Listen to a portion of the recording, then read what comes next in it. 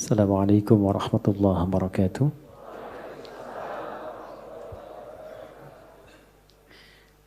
Alhamdulillahi rabbil alamin. Wassalatu wassalamu ala rasulillahil karim. Nabiyyina Muhammadin al-amin wa ala alihi wa sahbihi ajma'in. Wa ba'd. Fa ya ibadallah, usi nafsi wa iyyakum bitaqwallahi faqad faza al-muttaqun. Fala tamutunna illa wa antum muslimun. فقال تعالى يا أيها الذين آمنوا اتقوا الله حق تقاته ولا تموتن إلا وأنتم مسلمون. Jemaah sekalian, alhamdulillah kita masih diberikan kesempatan dan kemampuan oleh Allah Subhanahu wa taala untuk mengisi hari-hari kehidupan kita sampai dengan waktu duha ini di hari Ahad. Semoga Allah Subhanahu wa taala memberkahi kehidupan kita dan aktivitas kita sampai dengan di pagi hari ini. Memohon doa itu begitu penting. Dan bagi insan beriman itu tak putus dengan doa. Jadi ciri insan beriman itu setiap aktivitas kegiatannya akan selalu lekat dengan doa. Karena doa itu nanti punya dua fungsi utama. Yang pertama, senantiasa melekatkan kita agar terhubung dengan Allah di setiap kegiatan. Dengan keterhubungan itu, nanti ada dua feedback yang didapatkan. Pertama adalah perhatian Allah kepada seluruh aktivitas yang kita kerjakan. Karena itu, menjadi fitrah manusia, apapun yang dikerjakan bila menemukan kesulitan. Nah ini, biasanya berdoa kan ya? Mau ujian, berdoa. Ya? Bapak mau tes jabatan, berdoa. Ibu masukkan anak sekolah, berdoa. Ya? Nah, ciri beriman itu tidak nunggu ada masalah baru doa. Kalau itu biasanya cirinya fitrah manusia. Manusia itu begitu sulit, minta. Sudah dikasih mudah, lupa. Nah, ya? Dan kalau sudah lupa, salah. Kalau salah, nggak pengen dihukum. Makanya Allah Maha tahu tuh doanya Rabbana la tu'akhidna in nasina au. Ya Allah, kalau kami lupa atau salah jangan dihukum. Ya kan? Nah, untuk mencegah supaya nggak lupa dan salah, berusaha terkoneksi dengan Allah. Karena itu semua kegiatan kita itu seluruhnya bersanding dengan doa. Tidak ada satupun kegiatan yang tidak ada doanya. Silahkan dicek. Dan itu cuma di Islam. Cuma di Islam. Yang doanya bukan direka-reka ya. Tapi memang betul diberi petunjuk sesuai dengan konteks. Karena itu doanya itu selalu senafas dan selaras dengan kegiatan. Coba antara bangun tidur dengan akan tidur. Sama enggak doanya? Beda kan ya? Padahal aktivitasnya terkait tidur. Yang satu bangun, yang satu tidur, akan tidur. Tapi doanya beda. Dan itu doanya bisa serupa, nggak dikarang-karang. Jadi baik yang di Arab, di tanah suci, ataupun di sini di tanah kusir, doanya sama. Ya kan? Sama kan ya? Baik ya, mau di Chicago, di Amerika, di Chicago, di Bandung, sama. Ya kan? Di Singapura, di Singaparna, di Tasik, sama. Dan semua ada doanya. Ini ingin memberikan kesan bahwa satu agama ini agama yang benar. Ya, kalau reka-reka manusia, setiap manusia pasti punya versinya sendiri. Pasti itu. Dan bahasanya mungkin bisa masing-masing. Yang Padang pakai bahasa Padang, yang Betawi pakai bahasa Betawi. Tapi kok bisa semua doanya itu semua sama. Dan yang kedua dahsyatnya, itu sumbernya pun bisa diteliti dan menuju pada sosok yang sama. Yaitu dari Rasulullah sallallahu alaihi wasallam.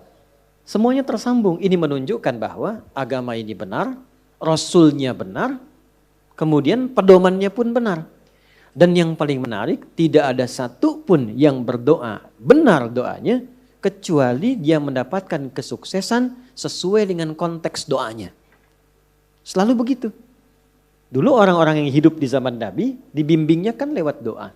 Nah doa itu yang pertama tadi fungsinya, mengoneksikan kita dengan Allah, sehingga Allah memberi perhatian. Memberi perhatian lebih. Anda yang sering berkoneksi kan dapat perhatian kan? Ya, sering terhubung dengan ibu, dapat perhatian dari ibu.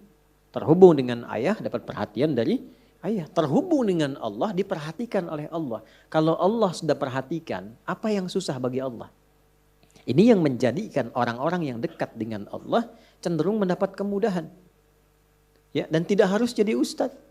Silahkan jadi apapun, pebisnis silahkan yang baik-baik, arsitek silahkan, jadi pilot silahkan. Cuma satu, dekati Allah. Supaya aksesnya dibuka. Kemudahan didapatkan. Kalau Anda champion di pekerjaan, juara, bagus, rumah mewah, kendaraan banyak. Tapi masalah kecil di rumah gak pernah selesai.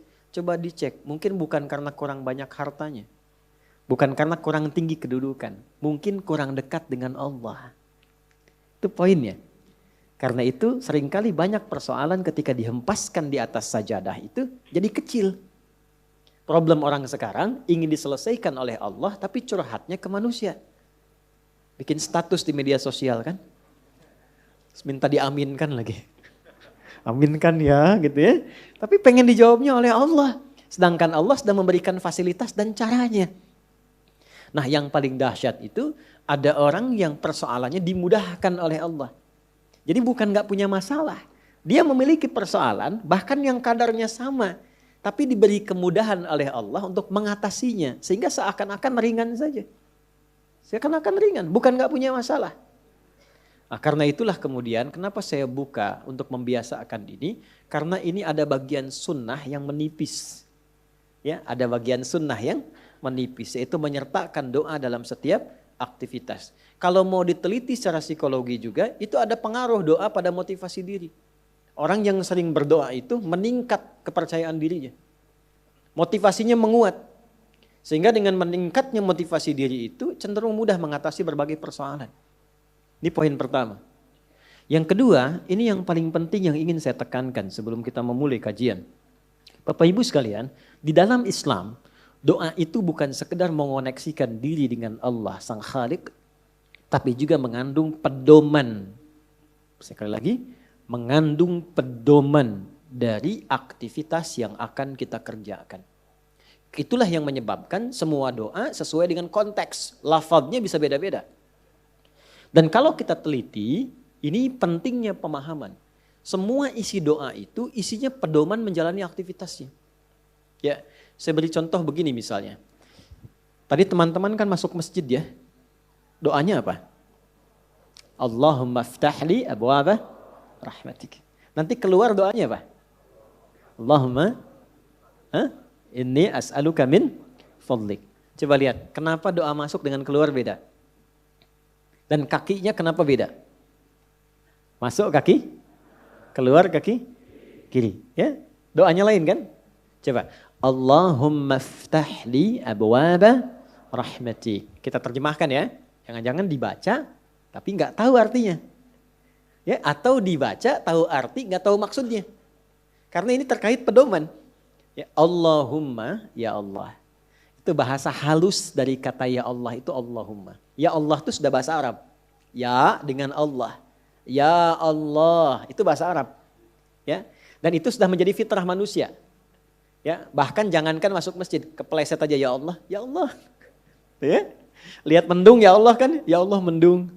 Ya kan? Lihat hujan, ya Allah hujan. Ya kan? Itu selalu itu fitrah manusia karena sejatinya manusia itu nggak bisa lepas dari Tuhannya. Ya kan? Nah, kalau kita ingin memohon dengan menghaluskan kata itu, maka ganti katanya dengan Allahumma. Ya, jadi ya Allah kalau digabungkan jadi bentuk halus, apa namanya? Allahumma. Jadi kalau Allahumma itu bentuknya merendah. Tawadhu. Jelas ya? Dia merendah sifatnya. Jadi kalau sudah menyebut Allahumma, kita merendahkan diri kita. Memohon dengan kelembutan. Itu yang dimaksud di Quran surah ke-7 Al-A'raf itu di ayat 205.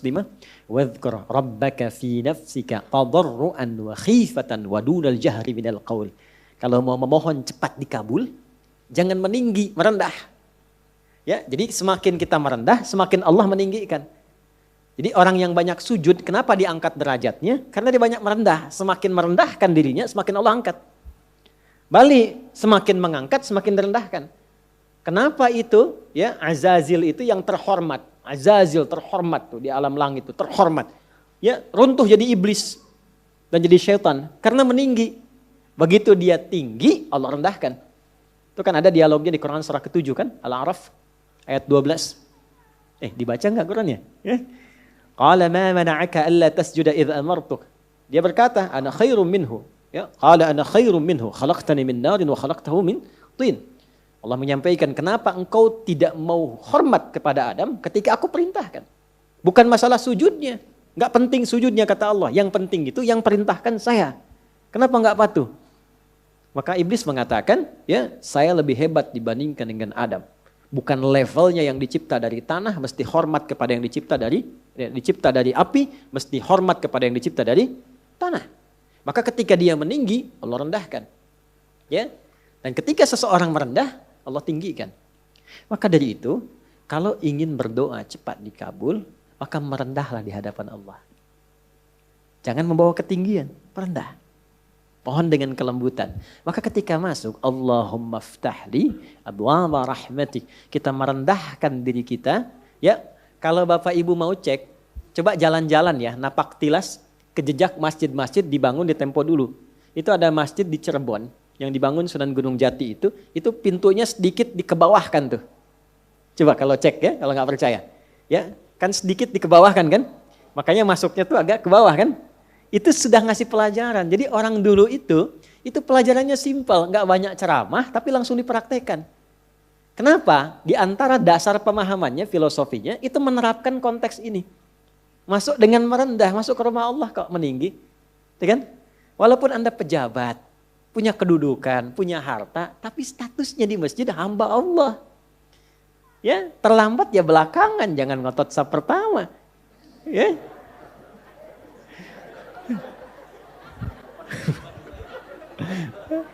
Kalau ini udah duluan tadi, udah nyambut nih. Sama. Apalagi imam di kantor. Ya, di kantor boleh jadi imam, jadi direktur. Tapi jabatan di kantor jangan samakan dengan di masjid. Babnya ada lagi. Ya. Dulu saya baru datang dari Tripoli itu, masuk pesantren, ada pejabat-pejabat itu yang tinggal pengen jadi imam.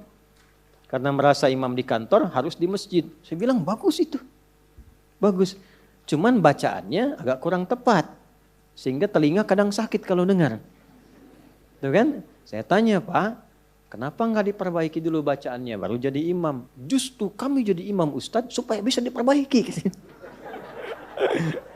Saya bilang bagus itu Pak motivasinya. Jarang ada orang kayak Bapak itu. Luar biasa. Betul. Jangan direndahkan. Kan itu karena belum tahu, orang belum tahu diberitahu, bukan dimarahi. Ya, Pak, saya kasih jalan yang cepat supaya Bapak tetap jadi imam dan kualitas makin bagus. Wah, boleh Ustadz tuh. Bapak tetap jadi imam. Nanti sebelum sholat, dicek dulu Pak bacaannya. Santri nanti saya siapkan. Insya Allah begitu naik jadi imam, jadi lebih bagus. Betul itu Ustadz. Nah, sambil dicek, Bapak ngimaminnya duhur dan asar dulu. Biar saya yang handle maghrib, isya sama subuh gitu kan. Tapi sepakat, yang penting kan gak turun status. Ya kan? Ya tetap imam. Ya kan? Kadang psikologi kan begitu. Yang penting gak turun status. Dan kita mendahulukannya Bapak tetap imam Pak. Ya kan? Nah imamnya zuhur dan asar. Alhamdulillah. Begitu maghrib, isya dan subuh kita gantian sama santri. Kualitas bacaan lebih dibagusin. Ya, begitu sudah bagus kita dorong, Pak silahkan coba maghrib. Gak usah lah ini aja yang udah ada. Nah itulah dakwah. Itulah dakwah. Nah itu merendah.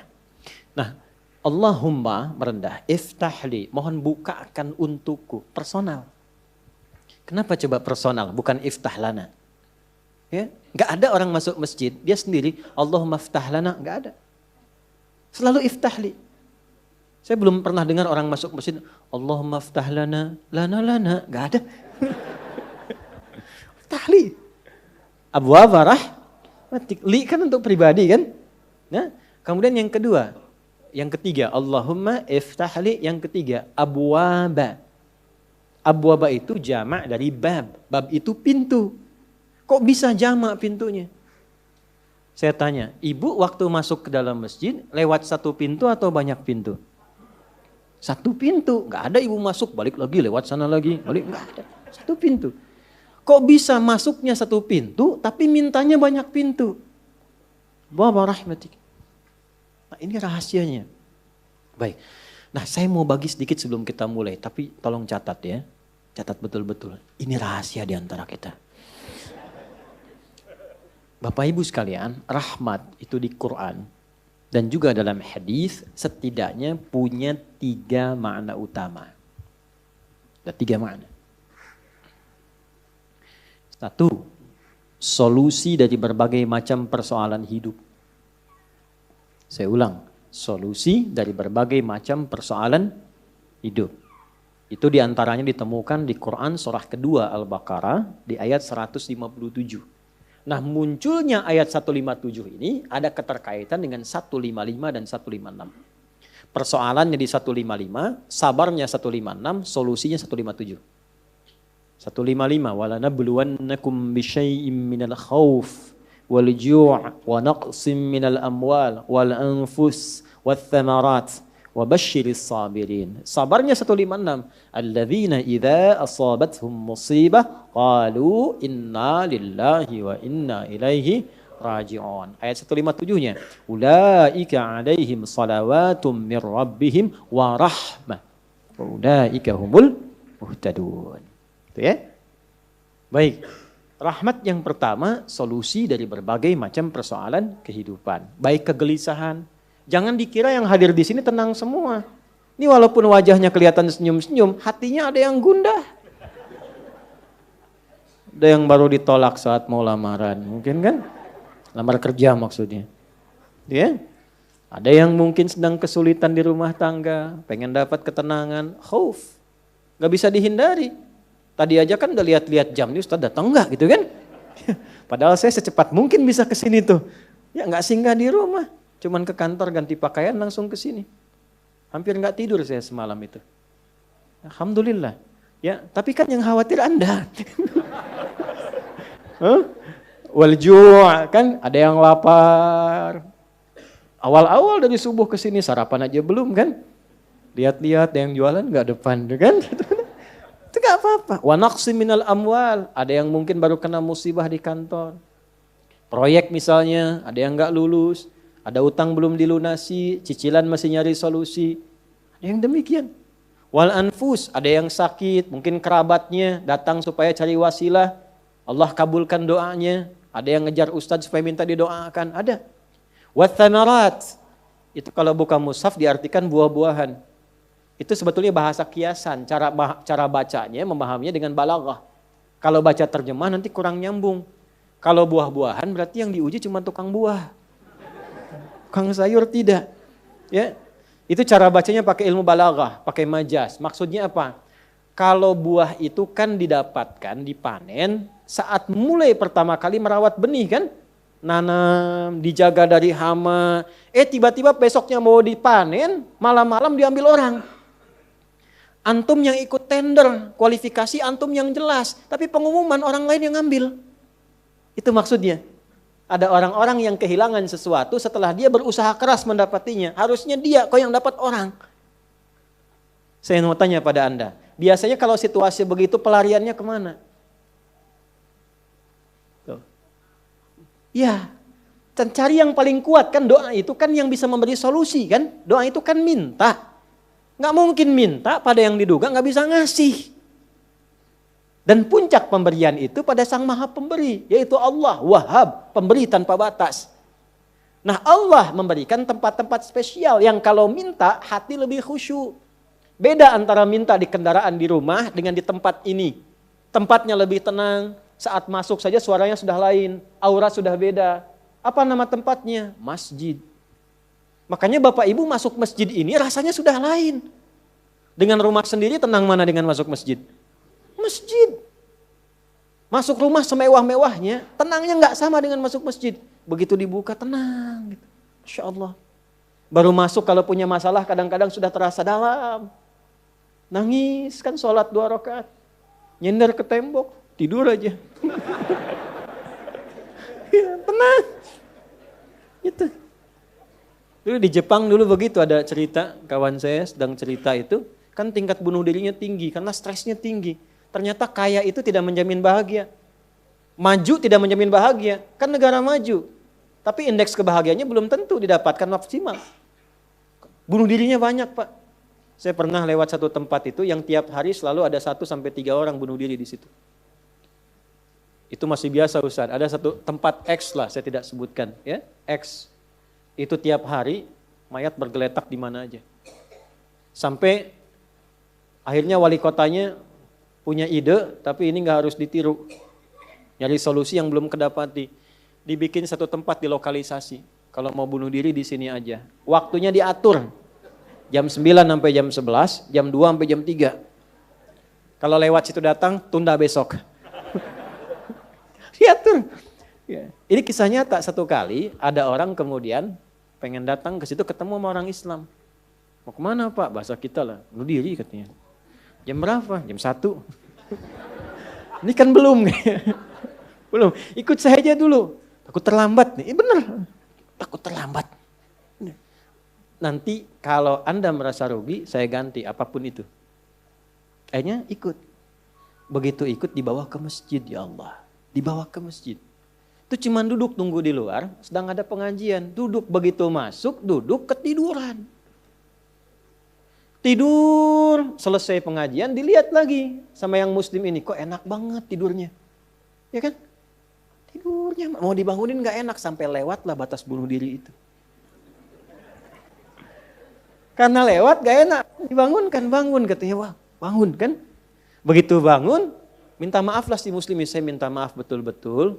Karena melihat Anda begitu nikmat tidurnya, saya tidak mampu membangunkan Anda. Ini sudah lewat jam bunuh diri katanya. Tapi menariknya kata orang ini, gak apa-apa. Ini tempat apa katanya, tempat apa? Ini masjid. Kenapa? Saya itu ingin bunuh diri karena saya sudah berhari-hari gak bisa tidur. Jadi dia menyimpulkan kalau bunuh diri itu udah mati, udah tidur aja. Gitu, saking gak bisa tidurnya. Tapi kok bisa di tempat ini bisa tidur? Dia belum kenal jamaah Andor.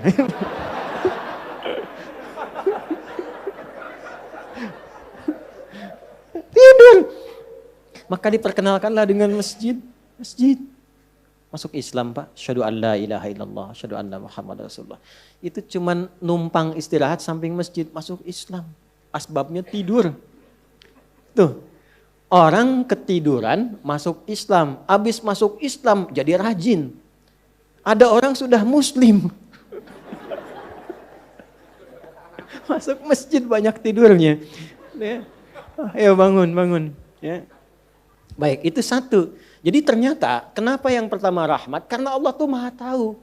Gak ada di antara hidup kita yang gak punya masalah. Pasti punya persoalan. Kalau sedang ditimpa persoalan, diuji, sabar dulu. Kata Allah, terima dulu.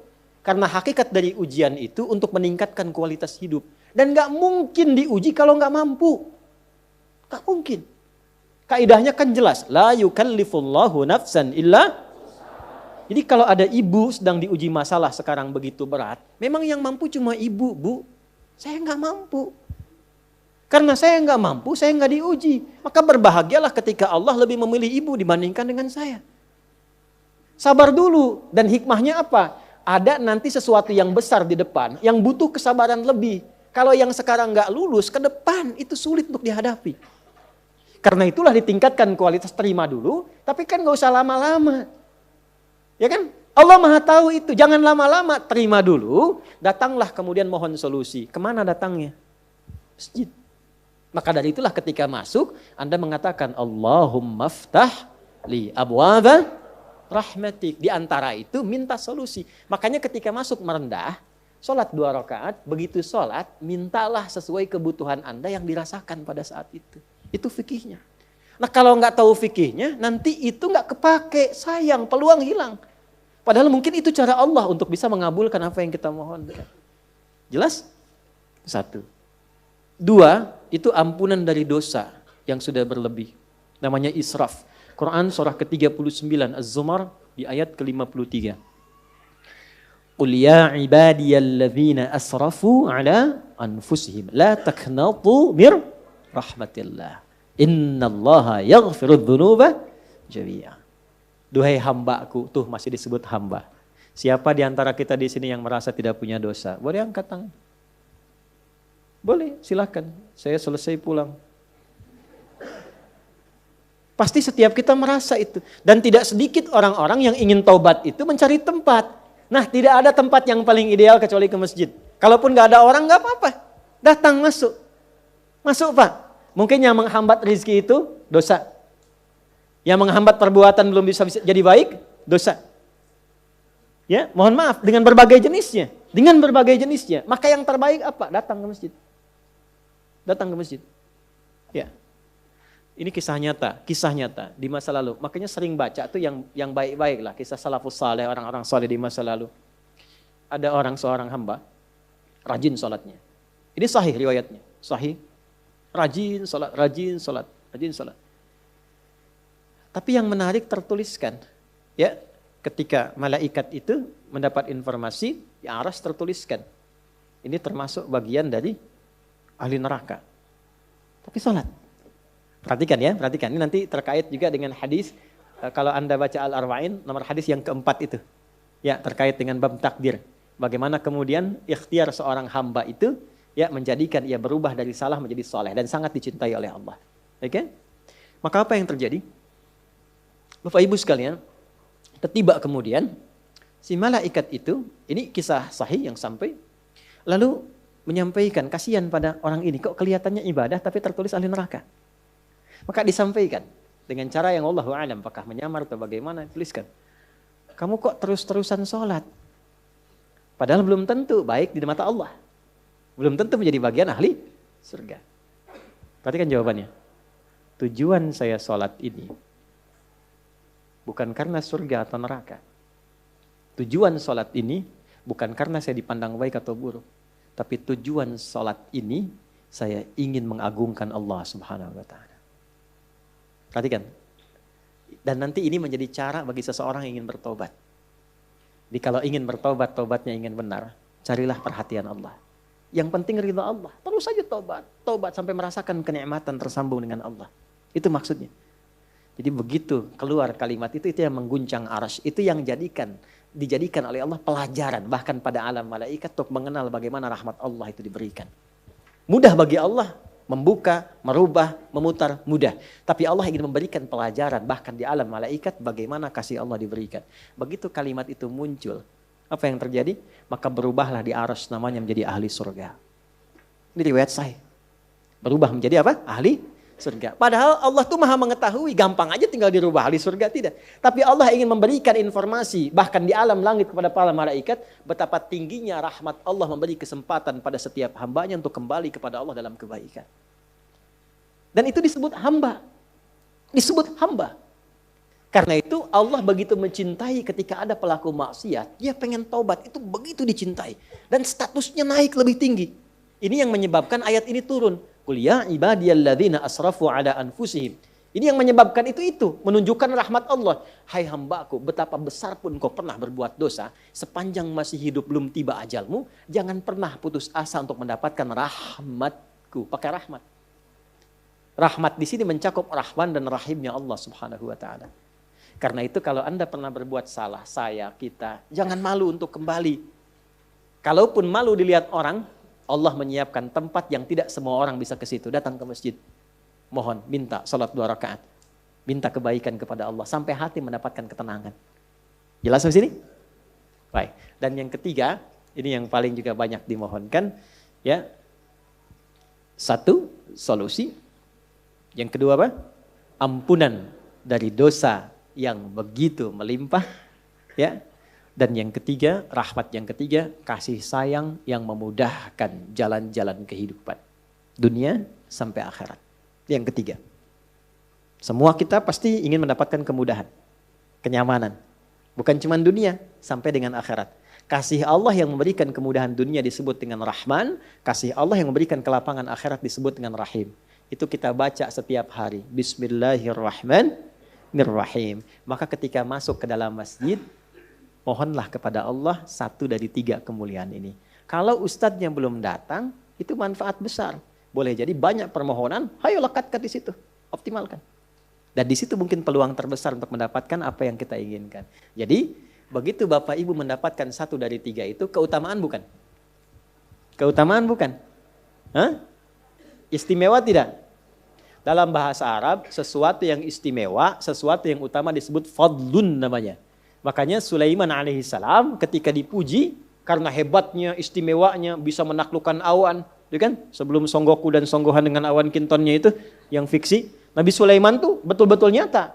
Tapi ketika dipuji apa yang beliau katakan? Hadza min fadli Rabbi. Fadlun. Itulah sebabnya kalau bisa jangan dulu keluar sampai merasakan rahmat Allah ada dalam diri kita. Begitu keluar, Anda keluar dengan kaki kiri dengan mengatakan Allahumma inni as'aluka min fadli. Ya Allah, saya ke masjid seperti apa yang Kau perintahkan, saya datang. Saya memohon seperti apa yang Kau tunjukkan lewat Rasulmu, saya lakukan. Ya Allah, Engkau minta ini, saya kerjakan. Engkau minta berdoa, saya doa. Kau minta alirkan air mata, aku alirkan. Maka mohon ya Allah, jangan biarkan aku keluar dari rumahmu ini, kecuali Engkau kabulkan apa yang aku mohonkan, sesuai dengan janji yang Engkau tetapkan sebagai kemuliaan darimu. Ya Allah, saya mohon kemuliaan darimu. Itu rahasianya, itulah doa. Nah, jadi kalau mau doa itu, jangan sekedar dibaca. Baca bagus, menjadi ibadah. Tapi yang paling penting tahu isinya. Sehingga itu bisa merubah diri kita jadi lebih baik. Makanya beda rasanya. Antum kalau tahu makna segitu aja, itu Masya Allah dalam sekali. Keluar dari sini sudah beda rasanya. Dan yang paling penting, ini baru muqaddimah. Kita belum mulai. Belum mulai.